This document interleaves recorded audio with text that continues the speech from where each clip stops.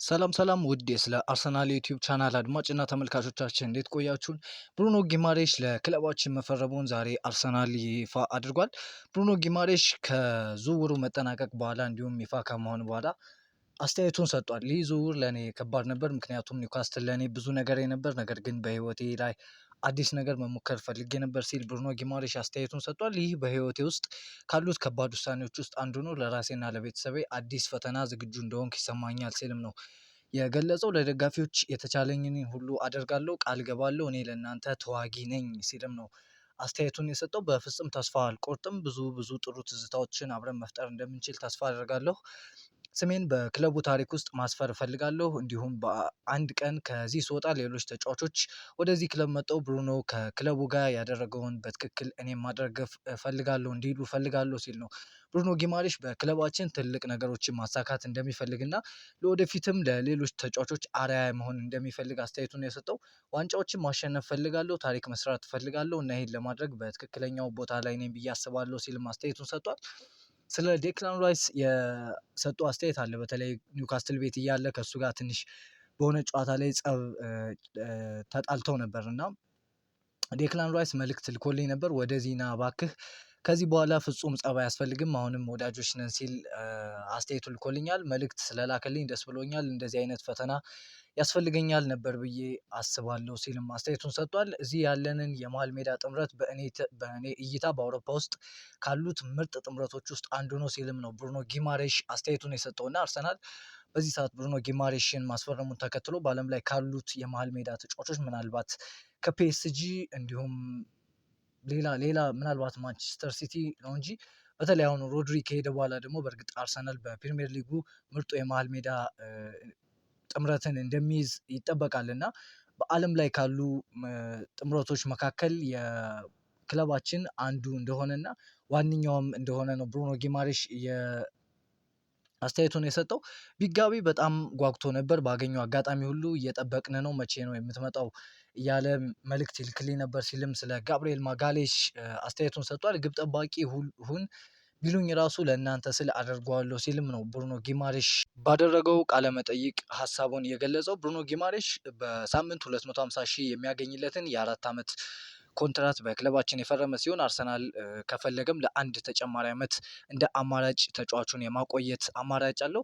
ዴክላን ራይስ በብሩኖ ዝውውር በጣም ተደንቋል ሲልም ነው ሃንድ ኦፍ አርሰናል የዘገበው። ብሩኖ ጊማሬሽ ደጋፊዎች ከእሱ ምን መጠበቅ እንደሚችሉ ሲናገር ኳስ ማሳለፍ ወይም ፓስ ማድረግ፣ ብዙ መሮጥ እና እንደ ተዋጊ መጫወት እችላለሁ። መቼም ቢሆን እጄን አልሰጥም፣ ቡድኑን ለመርዳት እሞክራለሁ። ከኳስ ጋር ጥሩ የተረጋጋሁና በጣም ሰላማዊ ነኝ። አንዳንዴ ደግሞ ግቦችን ማስቆጠር እችላለሁ። እንዲሁም እያንዳንዱ ሰው በጣም ደስተኛ ለማድረግ ተስፋ አደርጋለሁ ሲል አስተያየቱን ሰጥቷል። ብሩኖ ጊማሬሽ በ2021 ክለባችን ለማስፈረም ፈልጎ የነበረ ቢሆን ነገር ግን በዛ ሰዓት ወደ ኒውካስትል ያመራ ቢሆንም በመጨረሻ ሚኬል አርቴታ የሚፈልገው የመሃል ሜዳ ኮከብ ወደ አርሰናል መምጣቱ ተረጋግጧል። ብሩኖ ጊማሬሽ እኔ የእናንተ ተዋጊ ለመሆን ዝግጁ ነኝ ያላት ቃል በአርሰናል ልብ ውስጥ ሰርጻ የገባች ሆናለች። ኒውካስትል የስፖርቲንግ ዳይሬክተር ሮስ ዊልሰን ስለ ብሩኖ ጊማሬሽ የሰጡት አስተያየት አለ። ብሩኖን መሸጥ አልፈለግንም፣ የእቅዳችንም አካል አልነበረም። እኛም ሆነን ባለቤቶቹ እንዲወጣ አልፈለግንም። ብሩኖን ለመልቀቅ ጥያቄ አቅርቦ የነበረ ቢሆንም ነገር ግን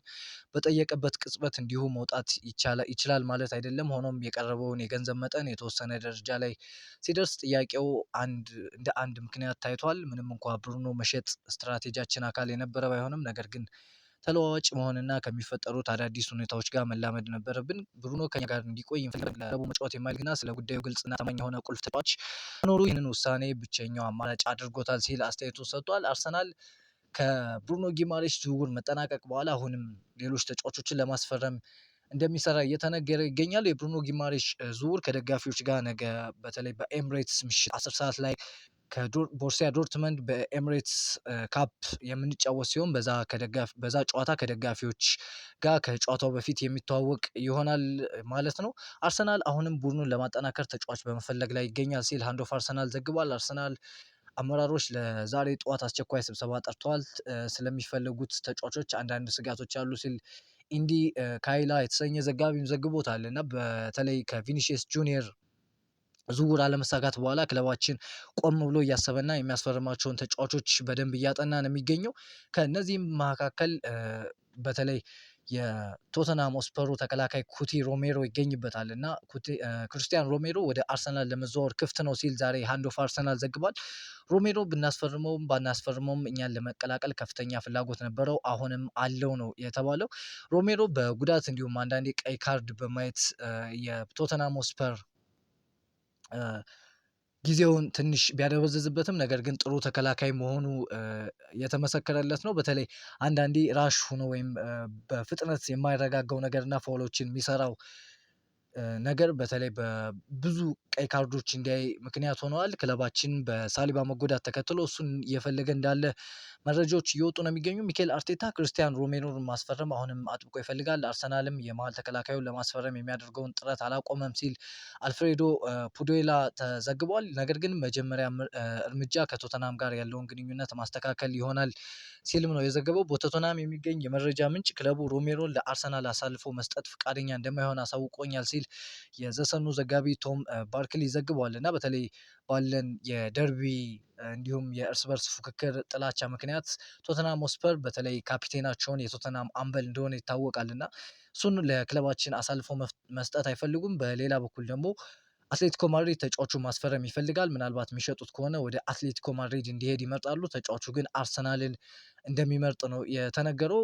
ታማኙ ሃንድ ኦፍ አርሰናልም ይህንን ዘግቧል። አርሰናል በሌላም አማራጭ እየተመለከተ ሲገኝ የኖቲንጋም ፎረስቱ ሞሪኖ ጋር ከኖቲንጋም ፎረስት ጋር እንደተነጋገረ ነው ሪያን ታይለር የዘገበው እና ብዙ አማራጮችን እያየ ይገኛል ክለባችን በተለይ በፕሪሚየር ሊግ ልምድ ያላቸውን ተጫዋቾች ለማምጣት እየሰራ ነው የሚገኘው። ኩቲ ሮሜሮ ወደ አትሌቲኮ ማድሪድ ስለሚደረገው የዝውውር እድል ከጁሊያን አልቫሬዝ ጋር ተነጋግሯል። አልቫሬዝ ስለ ክለቡ ማብራሪያ የሰጠው ቢሆንም እሱ ራሱ በሚቀጥለው የውድድር ዘመን በክለቡ እንደማይቆይ በግልጽ አስታውቆታል የሚል መረጃ ዛሬ ላይ ወጧል እና አትሌቲኮ ማድሪድ ኩቲ ሮሜሮን ማስፈረም ይፈልጋል። ነገር ግን ኩቲ ሮሜሮ ደግሞ በበኩሉ አርሰናል ሊያስፈርሙት በተደጋጋሚ ጥያቄ እያቀረበ ነው የሚገኘው። ይህም ፖል ኒፍ የተሰኘ ቶተንሃም ሆትስፐር ቅርብ መረጃ የሚያውቅና ዘጋቢ ሮሜሮ ከጋብርኤል ሄንዜ ወይም የክለባችን የተከላካዮች አሰልጣኝ ማለት ነው ጋር ባለው ግንኙነት ምክንያት አርሰናልን መቀላቀል ይፈልጋል። አርሰናል እሱን ለማስፈረም በሚደረገው ፍክክር ውስጥ እንዲገባ ብዙ ጊዜ ጠይቋል። ነገር ግን ቶተንሃም ሆትስፐር ለተቀናቃኛቸው መሸጥ አይፈልጉም ሲልም ነው ሀሳቡን የገለጸው። ክለባችን ተጫዋቹ ማስፈረም ከፈለገ ከቶተንሃም ጋር ቃል የተገባባው የ55 ሚሊዮን ፓውንድ የውል ማፍረሻ አለ ከቶተንሃም ሆትስፐር ጋር ማለት ነው። ቀጥታ ከተጫዋቹ ጋር ከተነጋገረ በኋላ ለቶተንሃም ያንን ሂሳብ ከፍሎ ቶተንሃም ጋር ሳይደራደር ተጫዋቹን ማስፈረም የሚችልበት እድል አለ የሚሉ አንዳንድ መረጃዎች ወጥተዋል እና ለኩቲ ሮሜሮ በተለይ ሳሊባ እስከሚመለስ 2-3 ወር ከሜዳ እንደሚርቅ ይጠበቃል። ሳሊባ ምናልባትም ከዛ በላይ እስከ የፈረንጆች የውድድር ዓመት እስከ 2027 ማለት ነው ላይመለስ የሚችልበት ሰፋ ያለ እድል አለ እና እስከዛ የእሱን ቦታ ለመተካት ኩቲ ሮሜሮን ለማስፈረም ክለባችን እያየ ከሚገኛቸው ተጫዋቾች መካከል አንዱ እንደሆነ ተገልጿል።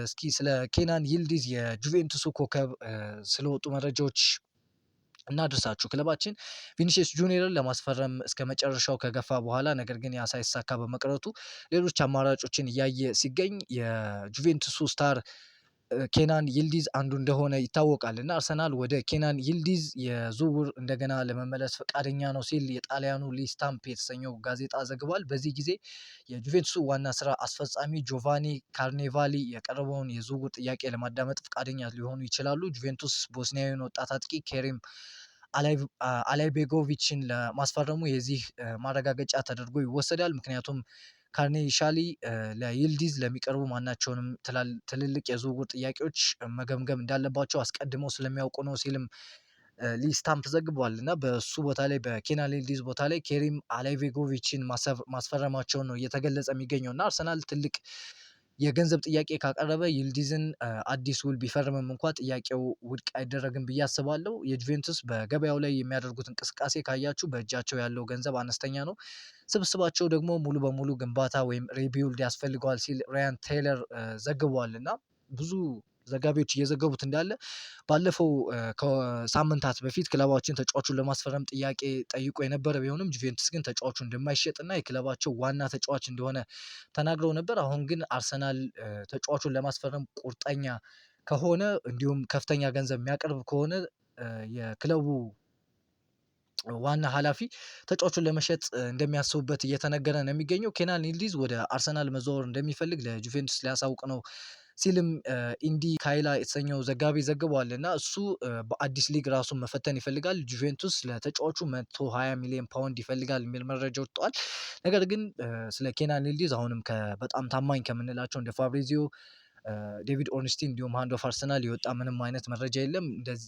ለዚህ ዝውውር ምናልባት በሚቀጥሉት ቀናት እንዲሁም በተለይ በቀጣይ ሳምንት ክለባችን በግራ መስመር ላይ የሚፈልገው ተጫዋች የሚታወቅ ይመስለኛል። ምክንያቱም የእንግሊዝ ፕሪሚየር ሊግ ሊጀምር 13 ቀናት ይቀሩታል ማለት ነው። ስለዚህ በዚህ ቦታ ላይ አንድ ተጫዋች ማስፈረማችን የማይቀር ነው። ምናልባት ያ ተጫዋች ማን ሊሆን ይችላል? ኬናን ይልዲዝ ወይስ ሌሎች ተጫዋቾች ወይም ኢሊማን እንጃዬ ኤቨርተኑ፣ እሱም እየታየ ነው የሚገኘው።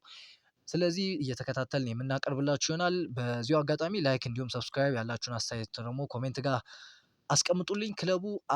የክለቡን አሰልጣኝ አሌግሪ የሚወክለው የጋብሪኤል ጄሱስ አዲሱ ወኪል ዛሬ ከናፖሊ ጋር ተገናኝቷል። ጋብሪ ወደ ሴሪአ ለመዘዋወር ፈቃደኛ ነው፣ አርሰናል ለቋሚ ዝውውር ብቻ ፈቃደኛ ናቸው ሲል ትላንት ፋብሪዚዮ ሮማኖ ዘግቧል።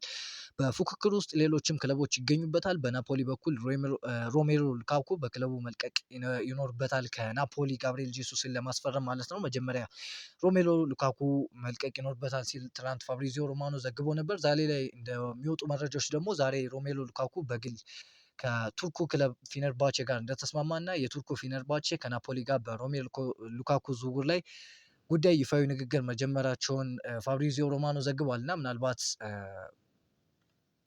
ናፖሊ እና ፌነርባቼ የሚስማሙ ከሆነ እና ሮሜሎ ሉካኩ ወደ ፌነርባቼ የሚሄድ ከሆነ ክለባችን ጋብሪኤል ጄሱስን ወደ ናፖሊ ለመሸጥ ፈቃደኛ ስለሆነ እሱም ወደዛ የሚያመራበት እድል እንዳለ ነው ፋብሪዚዮ ሮማኖ የዘገበው። ወደ ጋብሪኤል ማርቲኔሊ መረጃ እንምጣ እስኪ። ከጋላት ሰራይ ጋቢ ማርቲኔሊ ለማስፈረም ከአርሰናል ጋር ንግግር ማድረግ በአርሰናል ያለው ውል በ2027 ይጠናቀቅ። እስካሁን ምንም ማራዘም ስምምነት የለም። ስለዚህ ጋላት ሰራይ በክረምት ለማስፈረም ጥረት ያደርጋሉ። ማርቲኔሊ በተጨማሪ ላሊጋ እና የጣሊያን ሴሪያ ክለቦች ፍላጎት ተስተውሎበታል ሲል ኒኮ የተሰኘው ዘጋቢ ትላንት ዘግቦት ነበር እና በተለይ የትሮሳርድን ዝውውር ከመጀመሪያ ጀምሮ ሲዘግበው የነበረው ያጊዝ